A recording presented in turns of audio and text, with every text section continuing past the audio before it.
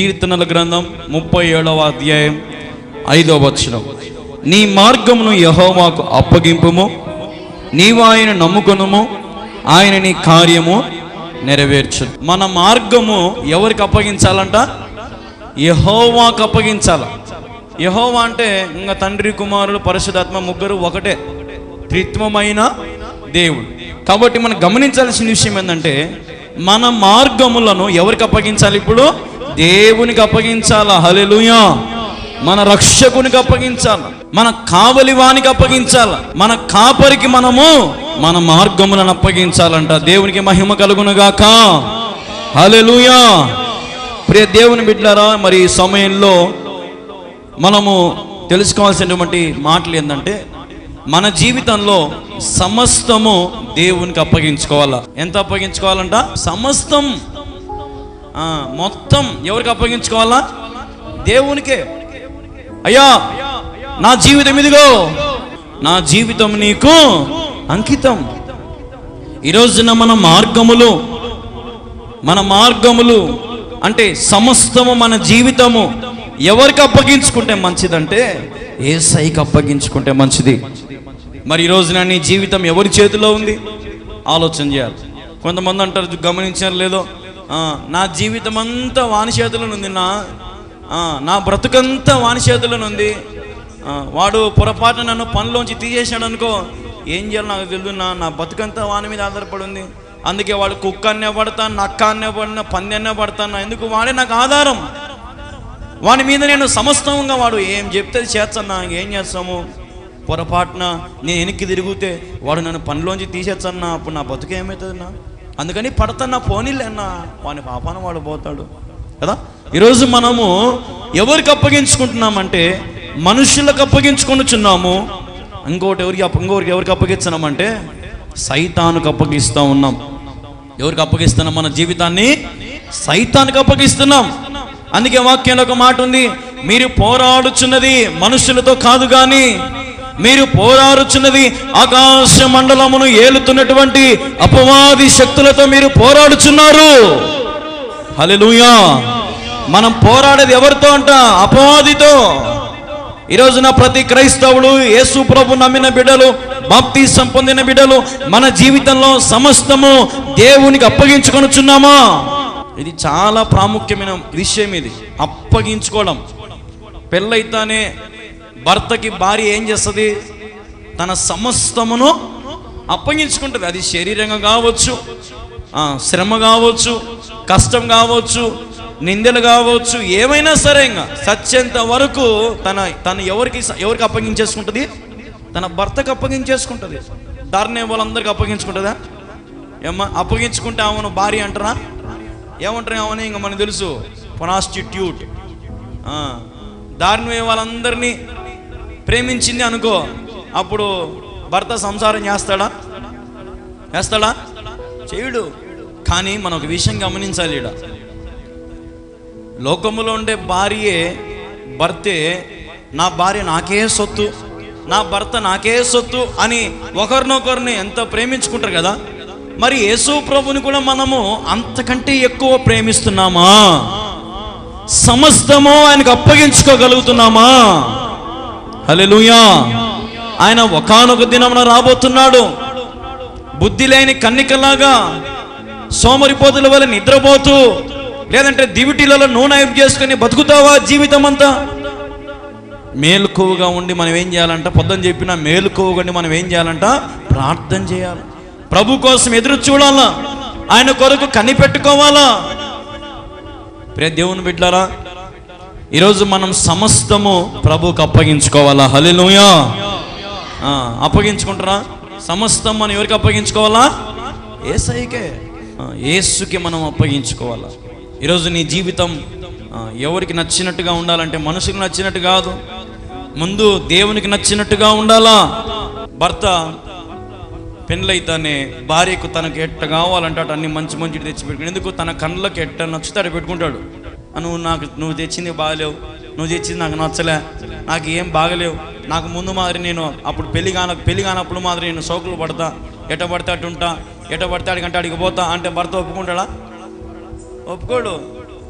పెళ్ళి అయినాక ఏం చేయాలని ఇప్పుడు ఆమె ఎట్టుండాలంటే గౌరవంగా ఉండాలా, నీ ద్వారా నాకు వీధిలో పేరు రావాలా, బా ఎంత మంచి భార్యం చేసుకునేవారా, ఎంత మంచి సంబంధం దొరికిందిరా నీకు అనాలా అని ఒక మామూలుగా ఉండే ఒక పురుషుడు మనమే అంత ఆశపడతామే, మరి సత్పురుషుడు, బహుధీరుడు, శూరుడు, ధీరుడు అయిన యేసయ్య ఎటువంటిది ఆశిస్తాడో ఆలోచన చేయండి.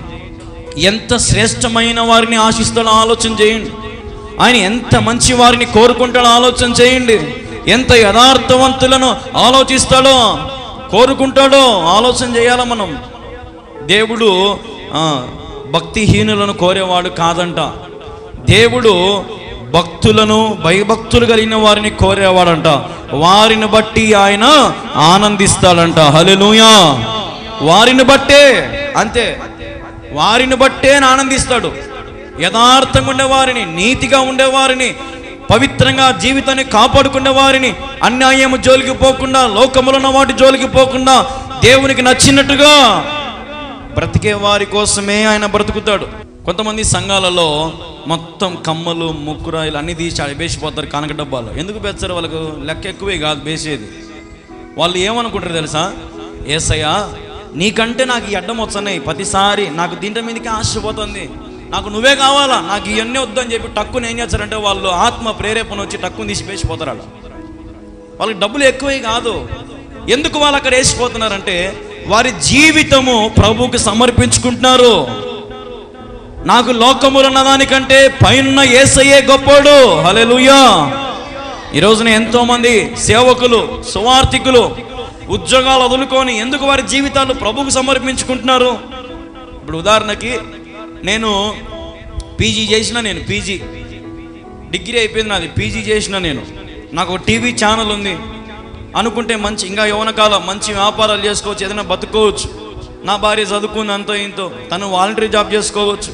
మరి మేము ఈరోజు ఇద్దరం అన్నీ ఆపుకొని యాడున్నాం? మేము దేవుని సన్నిధిలో ఉన్నాం.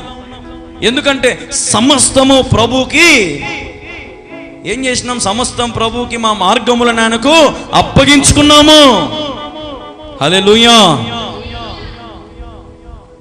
ఆకాశ పక్షులకు కొదవ చేయనోళ్ళు, పిల్ల కాకులకు కొదవ చేయనోడు. పిల్ల కాకులు కూడా ఏం చేయడంట? ఆయన కొదవ చేయడంట.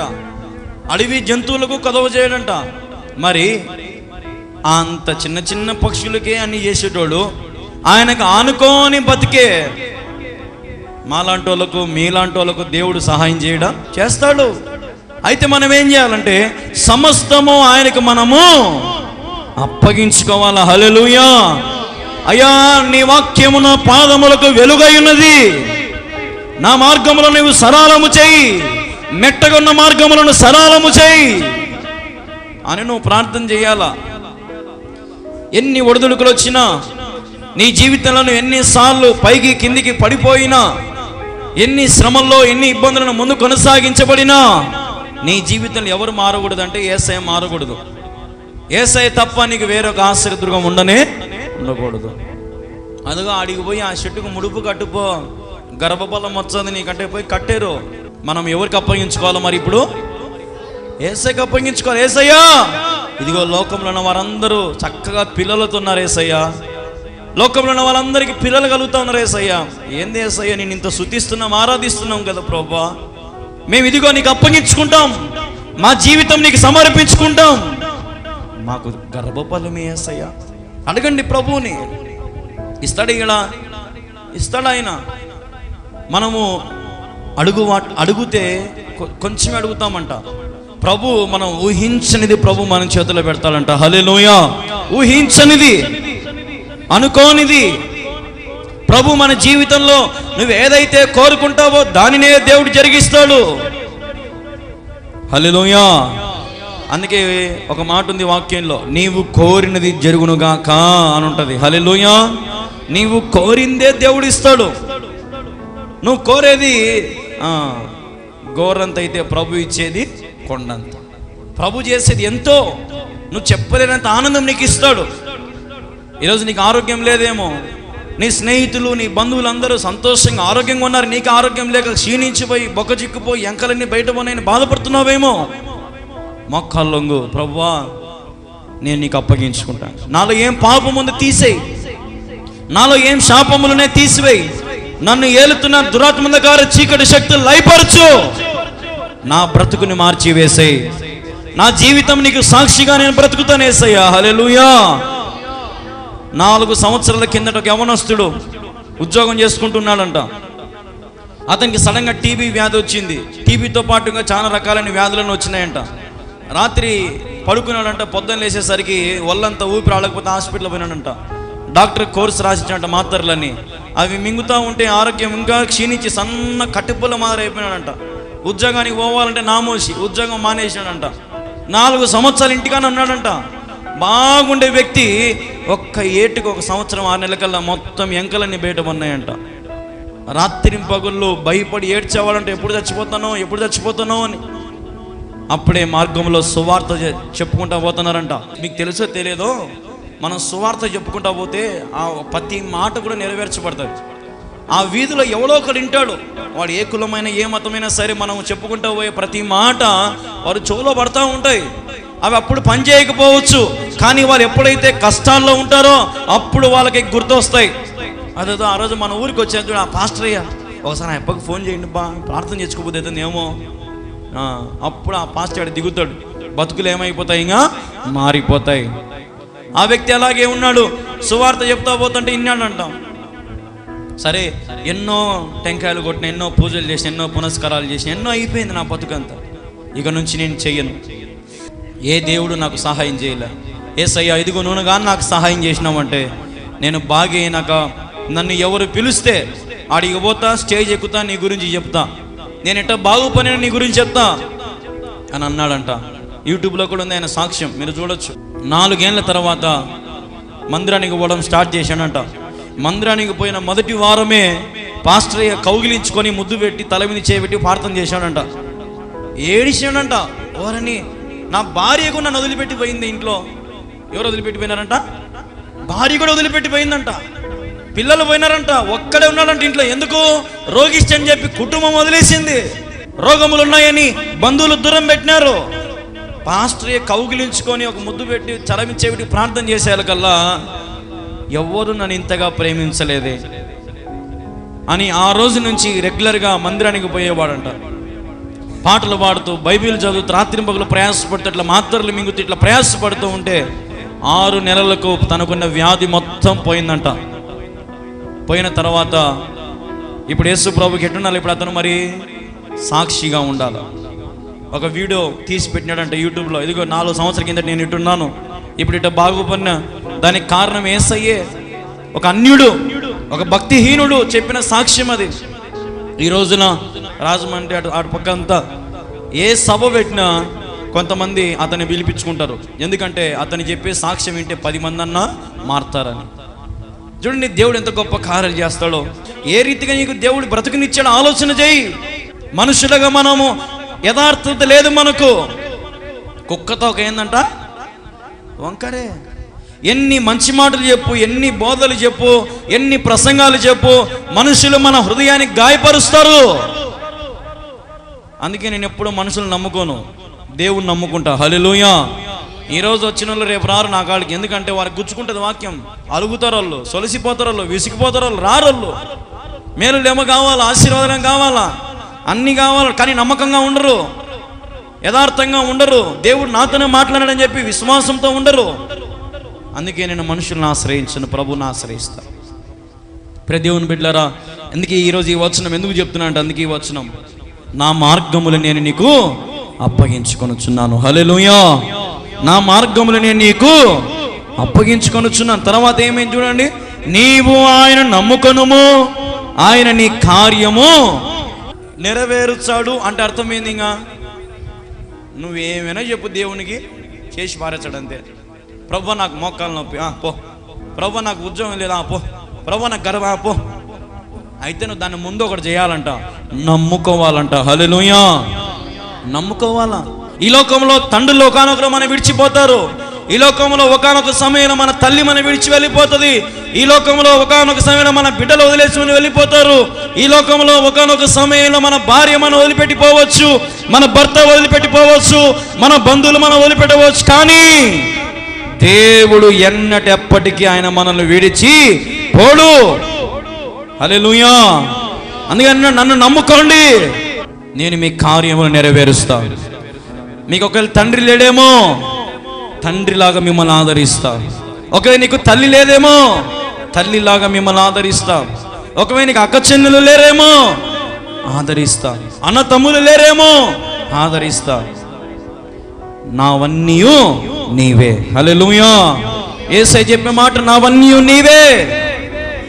హల్లెలూయా, హల్లెలూయా. ఎంత గొప్ప దేవుడు, ఎంత ప్రేమ మాటలు ఎవడు చెప్తాడమ్మ మనకు? ఏం చెప్తారు తెలుసా? నన్ను నమ్ముకో, ఉన్నావు అమ్ముకో.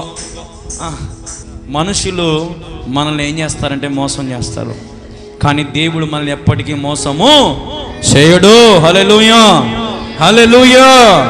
దేవుడు మనకు మంచి సహకారి, ఆయన మంచి ఉపకారి. ఈరోజు నీ జీవితంలో ఎన్ని కార్యములు, ఎన్ని ఉపకార్యములు దేవుడు జరిగించాడు, ఎన్ని ఆశ్చర్య కార్యములు దేవుడు జరిగించాడు. నమ్ముకున్నావే యేసయ్యను. మనుషులు నమ్ముట కంటే యెహోవాను ఆశ్రయించుట మేలు అని వాక్యం సెలవిస్తూ ఉంది. మనుషుల దయ కంటే ప్రభు దయ కోరదగినది అని వాక్యంలో ఉంది. హల్లెలూయా, హల్లెలూయా. ఈ రోజున మరి ఎవరు నమ్ముకొనుచున్నాం? మనుషులు నమ్మొద్దు. మన జీవితంలో దేవుడు అన్ని ఇవ్వాలనే ఆశ ఆయనకి, నిన్ను సర్వ సమృద్ధిలో నింపాలని ఆశ ఆయనకు.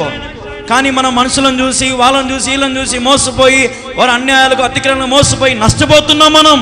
అందుకే ప్రభు అంటున్నాడు, నీ మార్గములు నాకు అప్పగించుము, నీ కార్యములు నేను నెరవేరుస్తా.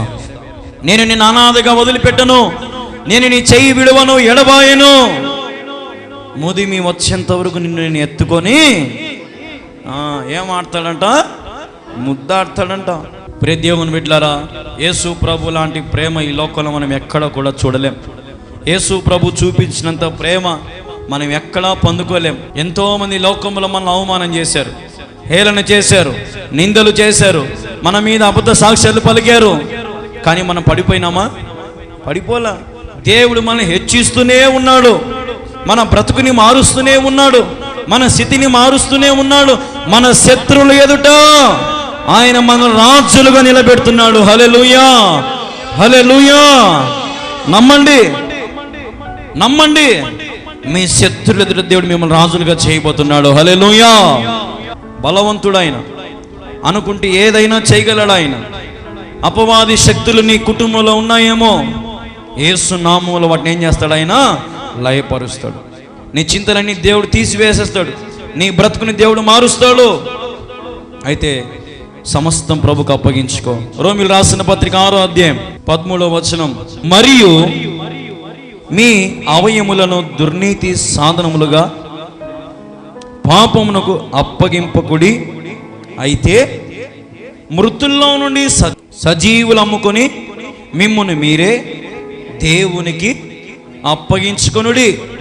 మీ అవయములను నీతి సాధనములుగా దేవునికి అప్పగించుడి. హల్లెలూయా. ఏం చేయాలంట? మిమ్మును మీరే అప్పగించుకోవాలా, నేనే అప్పగించుకోవాలా. బ్రతుకు ఉన్నప్పుడే, దీపం ఉన్నప్పుడే, మన వెలుగు ఆరిపోక మునుపే మన మన మన దీపమును ప్రభుకి ఇయ్యాల, మన జీవితం ప్రభుకి ఇయ్యాల. ఆయన 2 చేతులు అడ్డం పెట్టి కాస్తాడు మన దీపమును ఆరిపోకుండా. హల్లెలూయా. ఆరిపోకుండా 2 చేతులు పెట్టి కాపాడుతాడు. ఒరే నువ్వు త్రాగొద్దు అంటే వాడు వినడు మన మాట. మనుషులు మనం మంచి చెప్తే వినరు. ఇప్పుడు ప్రియ దేవుని బిడ్డలారా, నీ శ్రేయస్సు కోసమే ప్రార్థనలు, నీ జీవితం సస్యశ్యామలంగా ఉండాలనేదే ఈ ప్రార్థనలు, ఈ ఉపవాస ప్రార్థనలు, ఈ ఆరాధనలు, ఈ రాత్రింపగలు. ఎందుకు ఇంత ప్రయాసపడి సేవ కొనసాగించబడుతుందంటే మీకోసమే. మీ జీవితాలు దేవునిలో వెలిగించబడాలని. హల్లెలూయా, హల్లెలూయా. ఒక యవనస్తులం, దేవుని చేతిలో బలమైన వారు, ఒక యవనస్తులం, నేను నా భార్య. ఎందుకు ప్రభువుకు సమర్పించుకొని పని చేస్తున్నామంటే నశించిపోతున్న వారిని వెతికి వెతికి రక్షించాలని ఆశ. హల్లెలూయా. ఆశ కలిగి బ్రతకాలండి దేవుని కోసం. మనకు ఆశ డబ్బు మీద, పనుల మీద, తిండి మీద, నిద్ర మీద, లోకంలో ఉన్న వాటి మీద, ఫ్రిడ్జుల మీద, బండ్ల మీద, సైకిళ్ళ మీద, లేదంటే కార్ల మీద, ఇండ్ల మీద, మేడల మీద, ఇట్లా అన్నీ మనకు ఆశలన్నీ లోకం మీదే. దేవుడు ఇచ్చేటప్పుడు ఇచ్చాడు అన్నీ మనకు. అంతవరకు మనం ఏం చేయాలంటే మనల్ని మనమే ఆయనకు అప్పగించుకోవాలంట. హల్లెలూయా. అప్పగించుకోండి. ఇప్పుడైనా నష్టపోయేది పోయేది ఏమి లేదు. ఇప్పుడైనా సరే అనుకోండి, ఏందిరా ఈ బ్రతుకు ఇట్ట బతుకుతానని, దేవుడు నాకు ఎంత మంచి బతుకు ఇచ్చినాడు, బాగా అనుకుంటే ఎంత కష్టపడి సంపాదించుకోవచ్చు, నేను ఎంత మంచి పేరు తెచ్చుకోవచ్చు, నేను ఏంది నా అలవాటు వల్ల నా అత్తమామ కాడ లేదంటే మా బంధువుల కాడ వాళ్ళకి నా పరువు అంతా పోతుంది. ఇప్పటి నుంచి ఇట్లా బతకూడదురా, నేను బాగా బతకాల, పేరు సంపాదించుకోవాలా, కష్టపడి సంపాదించుకోవాలని ఒక్కసారి చీదరించుకొని నువ్వు కానీ బాగా బతికినావు అంటే నిన్ను కొట్టేటోడు ఉన్నాడు, ఇంకా నేను మించేటోడు ఇంకొకరు ఉన్నాడు ఇంకా. హల్లెలూయా, హల్లెలూయా. బాగా రోషము కలిగి బ్రతకాల లోకంలో. క్రైస్తవుడా, ఈరోజు నీవు లోకంలో ఉప్పై ఉన్నావు. నిస్సారమైన ఉప్పు ప్రయోజనం లేదంట. సారవంతమైన ఉప్పుగా మనం బ్రతకాల. హల్లెలూయా. సారవంతమైన ఉప్పులాగా మనం బ్రతకాల. ఈరోజు మనల్ని మనం ప్రభువుకు అప్పగించుకోవాలా. ఇప్పుడు నేను ఎన్ని ప్రసంగాలు చెప్పినా నేనేమన్నా వచ్చి మీ ఇంట్లో కూర్చొని రాత్రింపగలు మీ ఇంట్లో ప్రార్థన చెప్పగలుగుతానా? రాత్రింపగలు ఒరే ఇట అనాకురా, ఇట మాట్లాడాకు అని చెప్పగలుగుతానా? చెప్పలేను. ఈడ చెప్పేంతవరకే నా పని. తర్వాత మిగిలిన బతుకంతా మీ ఇష్టం. బాగుంటే ఎక్కడికి పోతారు? పరలోకానికి పోతారు. నీ ఇష్టానుసారంగా ఎట్టబడతాడు జీవించి లోకం లేదంటే అది నువ్వు చేసుకుంటే ఆచారాలు పద్ధతులు ఎన్ని నువ్వు పాటించుకుంటే ఆడికి పోతావు. చెప్పడం వరకే నా బాధ్యత. అందుకే ఇక్కడ భక్తుడు నీట్గా రాసినాడు, మిమ్మును మీరే అప్పగించుకోవాలా. ఏంటంటే మరోసారి చెప్పండి, మిమ్మును మీరే నేనే అప్పగించుకోవాలా. నన్ను ఎవడొచ్చి బాగు చేయడు. దీనత్వం కలిగి ఉండు, ప్రేమ చూపి నీ బిడ్డల మీద, నీ భార్య మీద ప్రేమ చూపించు. కుటుంబ ప్రార్థన చేసుకోండి, చక్కగా అందరు కలిసి భోజనం చేయండి, ప్రార్థన చేసుకోండి, పాటలు పాడుతుండండి. దేవుని కంటే విలువైంది ఏది లేదని తెలుసుకొని మీ జీవితాల్లో ప్రభువులో కాపాడుకోండి. మిమ్మును మీరే అప్పగించుకోండి. హల్లెలూయా. మిమ్మును మీరే. ప్రియ యవనస్తుడా, సహోదరుడు యవనస్తులు ఈరోజు ప్రాముఖ్యంగా ఈరోజు యవనస్తులు ఎవరికి అప్పగించుకోవాలమ్మా? మీరు ఎవరికి అప్పగించుకోవాలి? యవనస్తులు యేసయ్యకి అప్పగించుకోవాలా. ఈ లోకంలో ఉన్న ప్రేమలు, ఈ లోకంలో ఉండే సినిమాలు, ఈ లోకంలో ఉండే స్టైళ్ళు ఇవన్నీ పన్నామనుకో నష్టపోతావు. ఒక ఉద్యోగానికి పోతే ఎటపోతారు? ఉద్యోగానికి బాగా టక్కు చేసి మంచి బట్టలు వేసుకొని సైడ్ పాపడు దూక్కొని వాచ్ పెట్టుకొని మంచి బూట్లు వేసుకొని ఎంత పద్ధతికి పోతావు అంటే కూటి కోసం కోటి విద్యలు అంటే ఇయే. ముందు అంతా ఎటుంటివి నీ బతుకంతా అల్లరి చిల్లరగా ఉంటేవి. ఇప్పుడు ఉద్యోగం కావాలన్న కల్లా ఇప్పుడు బతుకు మారిపోయి అంటే రోజుకొక వేషం. ఇంకా నీకు పగటి వేషాలకు తేడా లేదు. మన జీవితము ప్రభువుకు నచ్చినట్టుగా ఉండాలా. హల్లెలూయా. యవనస్తుడా, యవనస్తురాలారా, మీ జీవితం ప్రభువుకి ఆలయముగా ఉండాలా. యవ్వనులు దేవుని చేతిలో బలమైన వారంట, దేవుని కాడిని మొయ్యాలంట యవనస్తులు. యేసు ప్రభుకి సువార్త చేయి. వాళ్ళకి పెట్టే పెట్టుబడేదో కడపత్రికలు కొట్టించి 10 మందికి సువార్త పంచు, పత్రికలు పంచు 10 మందికి. యవనస్తుడా, దేవుని కోసం బతకండి. ఆయన దేవునికి మంచి భవిష్యత్తు ఇస్తాడు, దేవునికి మంచి ఉద్యోగం ఇస్తాడు, దేవునికి మంచి భార్యను, మంచి భర్తను, మంచి కుటుంబాన్ని, నాకు మంచి పిల్లలను దేవునికి ఇస్తాడు. రూతులాగా నమ్మకంగా ఉండాలంట. హల్లెలూయా. లాస్ట్ ఒక్క మాట చెప్పి నేను ముగిచేస్తా. రూతు మొగుడు ఏమైనాడు? చనిపోయినాడు కదా. చనిపోతానే అత్త ఏమనింది? నాయనా అమ్మ రూతు, నా కూతురా, మీ ఇద్దరు కోడలు నా కూతుర్లు మాదిరే, మీ అమ్మగారింటికి పోర్రే తల్లిగా, మీ మొగుళ్ళు ఇద్దరు లేరు, చచ్చిపోయినారు కదా, నేను ఒంటరిదాన్ని ఎట్ట కూడా తినో బతుకుతా పో, మీరు పోయి మళ్ళీ పెళ్లి చేసుకుని లక్షణంగా ఉండిపోరే తల్లిల్లారా అనింది. అంటానే మొదటి కోడలు ఏమైపోయింది? పోయింది. మొదటి కోడలు ఏమైంది? పోయింది. రూతు మాత్రం యాడుంది? నయోమితోనే. ఏమంటుంది? అత్తా, నీ జనమే నా జనము, నువ్వు ఆడ తింటా, ఆడ పనుకుంటే ఆడ నేను పనుకుంటా. రూత్ అన్న మాటది. నువ్వు ఎక్కడుంటే అక్కడుంటా అత్త నేను. నయోమి ముసిల్లా, మంచి యవనస్తురాలా? ముసిలి ఎవరు? అత్త. నేను చెప్పేది అత్త ఎవరు? ముసిలామతో ఈ రూత్ హెంప్ అని ఉంటుందమ్మా, నాకు అర్థం కాదు. ఈ కాలంలో అయితే ఉంటారా? మొగుడు చచ్చానే నేను నా పెట్టింటికి మాట, నీ ఇల్లు యాడ నీళ్ళు అత్తగారింట్లే ఆడపిల్ల అంటారు. అందుకే ఏమంటారు, ఆడపిల్ల పుడతానే ఆడపిల్ల అంటే అయిపోయి నువ్వు అక్కడే. నువ్వు చనిపోయినా నీ పిల్లలు నీ భవిష్యత్తులు అందరూ ఎక్కడంటే నీ అత్తమామ ఇంటికాన్నే. రూతు కూడా అది మనకి నేర్పిస్తూ ఉంది. నయోమి ముస్సిలావిడ, కానీ నాకు పెళ్లి మీద ఏం వద్దు అత్తయ్య, నాకు నువ్వు ఉంటే చాలు అత్తయ్య, నేను బాగా చూసుకుంటా అత్తయ్య. ఈరోజున మరి కోడళ్ళు మరి మీ అత్తలను అంటే చూసుకుంటున్నారా? మా పాస్టర్ అంకుల్ చెప్తాడు కడపలో. ఒకరోజు అంట అత్త అన్నం అడిగిందంట, ఏమే కోడలా అన్నం పెట్టే అనిందంట. అన్నం పెట్టే కోడలా అనిందంట. రాయే ముసిల్లానా కూర్చో అనిందంట. కూర్చుందంట, గోడ కానుకొని కూర్చుందంట. ఇదో తిను అని చెప్పి ప్లేట్ ఇటు ఇస్సిరి వేసిందంట. తిరుగుతా తిరుగుతా తిరుగుతా తిరుగుతా సగం పువ్వు అంత కింద పడతా, కూర అంత కింద పడతా, చెత్తకాల పడిందంట. అప్పుడు అత్త ఆలోచన చేసిందంట, ఏమో నా కోడలు నాకంటే బాగా ఇసిరింది అనిందంట. హల్లెలూయా. అంటే ఒకప్పుడు ఏమో కూడా ఎట్టి ఇసిరింది అత్తకు, అట్నే ఇసిరింది. ఇప్పుడు ఏమోకే గతి పట్టింది పాపం. అమ్మా నా కోడలు నాకంటే బల ఇసిరిందే. ఏం విత్తుతావు ఆ పంటనే మనము కోస్తాం, అంతే, తేడా ఏం లేదు. నువ్వు ఈరోజు ఎంత బాగా ప్రేమ చూపిస్తావో పెద్దల మీద, నీ కుటుంబం మీద, దేవుని మీద, సంఘం మీద, విశ్వాసుల మీద, పాస్టర్ మీద, రేపు అదే ప్రేమ నీకు తిరిగి వస్తుంది. నువ్వు చనిపోయినాక ఒక 10 మంది వస్తారు, బా ఎంత మంచోడ్రా, ఎంత మంచి ప్రేమ, దారిలో పోతానే కూడా పిలిచి పలకరించి ఏదైనా తినిపించి పంపించారు. రబ్బా మంచోడు రబ్బా, మన కడుపు తెలుసురా ఆయనకి. అంత ప్రేమ సంపాదించుకోవాలా, 10 మందితో నవ్వుతూ మాట్లాడాలా, ప్రేమతో ఉండాలా, సహవాసంతో ఉండాలా, సంఘముతో ఉండాలా. అప్పుడే నువ్వు దీవించబడతావు. మిమ్మును మీరే ప్రభువుకి అప్పగించుకోండి. హల్లెలూయా. అప్పగించుకోండి ప్రభువుకి. ఈ లోకంలో ఎవరికి ఎంత అప్పగించుకున్నా ప్రయోజనం లేదు, నిష్ప్రయోజనమే. వారి స్వార్థం కోసం నిన్ను వాడుకొని ఏం చేస్తారు, తర్వాత వదిలేస్తారు నీ పని. నువ్వు ఇప్పుడు బాగా యవనొస్తున్నవి, ఒక కంపెనీలో ఉద్యోగం చేరినావు, సచ్చేంత వరకు వాడు కంపెనీలో నేను పెట్టుకుంటాడా?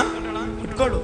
ఒక 50 ఏళ్ళు వచ్చాక నేను ఏం చేస్తాడుగా, నువ్వు పనికిరావు ముసలోనివి, మేము వేరే వాళ్ళని పెట్టుకోవాలని చెప్పి ఏం చేస్తాడు వాడు మనల్ని. ఎందు సార్ నువ్వు 30 ఏళ్ళు పని చేసినా సార్ నీ కాడ అటు తీసేచ్చట సార్, పోయి నుంచి ఒకవేళ మనం ఏదైనా గొడవ చేసినాము అనుకో, లాస్ట్కి ఏం చేస్తారుగా కాలరు పట్టుకొని అయినా బయటికి దొబ్బుతారు మనల్ని. పోయి నీ పని అయిపోయింది. ఈరోజు మనుషులు అంతే, మనం ఎంత ప్రేమించినా ఎంత చూసినా కానీ మనల్ని ఏదో ఒక రోజున వాడుకొని వదిలేస్తారు. కానీ యేసయ్య మనల్ని ఎప్పటికీ వాడుకొని వదిలేసేవాడు కానే కాదు. ఆయన మనల్ని ముదిమి వచ్చింది ఎత్తుకొని ముద్దాడేవాడు, మన మీద ప్రేమ చూపించేవాడు. నువ్వు ఎన్ని రకాలుగా నువ్వు ప్రభువుని అడిగినా, నువ్వు ఎన్ని రకాలు నువ్వు ప్రభువును కోరినా, ప్రభు నీకు అవి దయచేస్తాడు. హల్లెలూయా. ప్రభు నీకు ఇస్తాడు. ప్రభు నీ జీవితాన్ని గొప్ప కార్యాలు జరిగిస్తాడు. అదే అంటున్నాడు, నన్ను నమ్ముకోండి, మీ కార్యాలు నేను నెరవేరుస్తాను. హల్లెలూయా. దేవుడు సర్వ సమృద్ధి గలవాడు. నీ స్థితి ఎంత స్థితి అయినా సరే, నీ స్థితి కొంచెమైనా సరే, నీ బ్రతుకు ఎలాంటిదైనా సరే, ప్రభు దగ్గరికి వస్తే ప్రభు నేను ఏం చేస్తాడంటే పర్వతముల మీద నిన్ను ఆయన కూర్చోబెడతాడు. భూమి ఆకాశమును దేంతో కొలిచిన దేవుడు, జానతో కొలిచిన దేవుడు. మరి అంత పెద్ద చేత్తో నీకిట దీవెనలు ఇచ్చినాడంటే ఎన్ని పడతాయి ఆలోచన చేయి. నమ్మకంగా ఉంటే అవన్నీ నీకే. హల్లెలూయా. యథార్థంగా ఉంటే అవన్నీ నీకే, విశ్వాసంగా ఉంటే అవన్నీ నీకే, సమస్తము నీకే ప్రభు ఇవ్వబోతా ఉన్నాడు. నమ్మండి, ప్రభు యందు విశ్వాసం ఉంచండి. దేవుడు మిమ్మల్ని దీవించును గాక.